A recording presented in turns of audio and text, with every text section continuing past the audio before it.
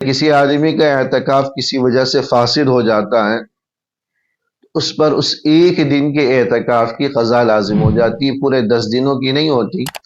جس دن کا اعتکاف فاسد ہوا ہے، بس اسی ایک دن کے اعتکاف کی قضا اس پر لازم ہو جاتی ہے۔ اب یہ اس کا اعتکاف بقیہ دنوں کا نفلی ہو جاتا ہے، لہذا اس ایک دن کی قضا لازمی ہے۔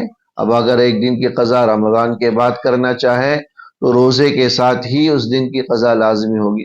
یہ اگلے سال کرنا چاہے تو پھر اگلے رمضان میں بھی کر سکتا ہے، لیکن بہتر یہ ہے کہ آدمی کا اگر ایک دن کے روزہ، ایک دن کا اعتکاف اگر کسی وجہ سے فاسد ہو جائے تو اس کی قضا اگلے دن ہی کر لے، چونکہ اب اس کا مسنون اعتکاف تو ختم ہو گیا۔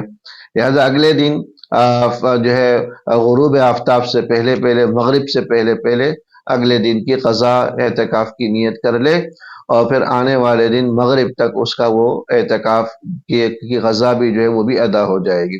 اگر دن باقی ہو نہ ہو تو پھر رمضان کے بعد مغرب سے لے کر اگلی مغرب تک 24 گھنٹے کا اعتکاف آدمی کر لے روزے کے ساتھ، یا اگلے رمضان المبارک کے اندر اس ایک دن کی قضا کر لے۔